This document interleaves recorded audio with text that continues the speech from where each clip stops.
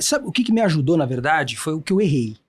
E o que eu errei? No começo do ano você teve um evento de crédito, né, famoso aí das lojas americanas, que causou... Eu era um dos caras que estava muito preocupado com o mercado de crédito em janeiro, achando que...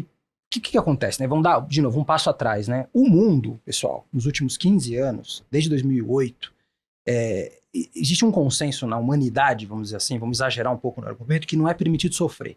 Então, qualquer coisa, qualquer evento, vamos dar dinheiro para as pessoas e baixar a taxa de juros. Então, foi assim no Covid, foi assim na crise financeira, foi assim na crise da Europa, e vai ser assim, provavelmente, em quaisquer crises daqui para frente. Acontece que a brincadeira monetária meio que está chegando no final, né? A inflação subiu, etc, etc, etc. Então, o que era a minha cabeça? A minha cabeça era, puxa, eu fui um grande crítico do juro a 2%. Tá? Muito crítico. Se vocês resgatarem meus e-mails lá atrás, eu briguei, assim, pesado, fui muito crítico, achando que aquilo era um absurdo, que existiam evidências de que a gente estava vendo depreciação cambial com commodities subindo. Cara, não existe.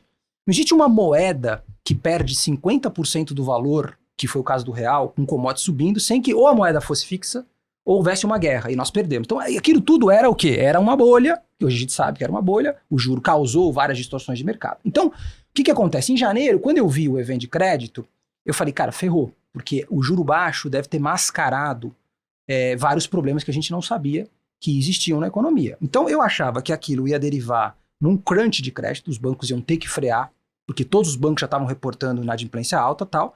E o que acontece? Eu falei, puta, então o que acontece? O Banco Central vai cortar o juro. Por quê? Porque ele subiu demais, porque a economia vai desacelerar mais do que esperado. Então, quer dizer, eu acabei acertando e errando, porque na verdade eu errei no tema de crédito. Quer dizer, o tema americano foi contido nela, teve pouquíssimos exemplos, né? Teve agora mais um outro evento recente, mas assim, não houve um problema sistêmico no mercado. Uhum. Mas a minha tese de taxa de juros, ela se provou correta, por quê? Porque aquela desvalorização cambial bizonha foi causada pelo próprio câmbio. Então, com o câmbio caindo, com o mundo desacelerando e com o crédito desacelerando, abria espaço para o ciclo de queda de juros. E aí, o que eu cruzei na minha cabeça e que está acontecendo agora? O que eu cruzei?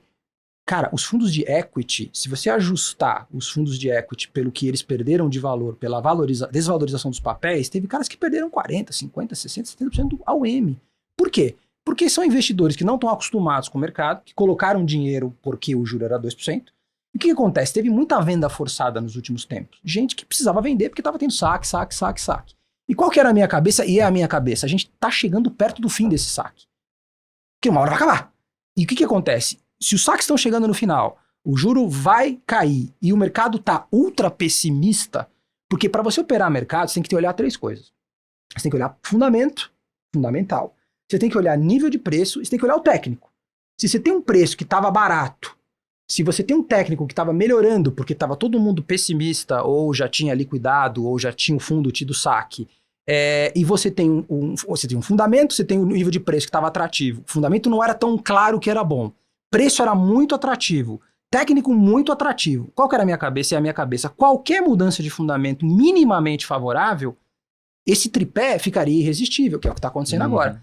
O que está acontecendo agora, pessoal, de março para cá, é um rally puramente técnico. A gente está cortando o prêmio de risco em cima de um mercado que estava barato e todo mundo pessimista.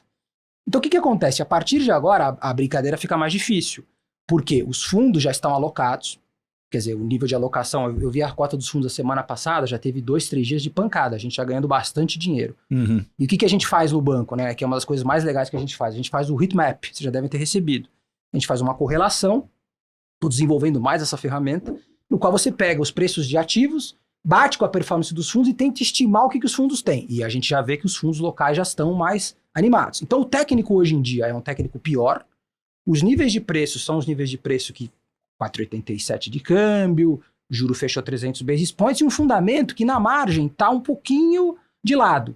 Então, né, para a gente passar para a próxima, o que me preocupa a partir de agora?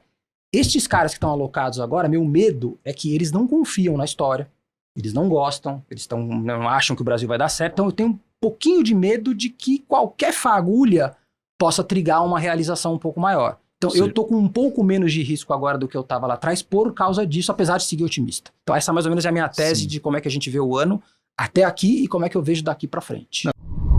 O quê?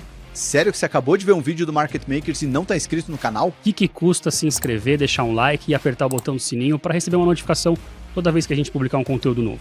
Além disso, você treina o algoritmo do YouTube para levar esse conteúdo para mais pessoas interessadas em finanças. Então, faz a presa e deixa o seu inscreva-se aqui.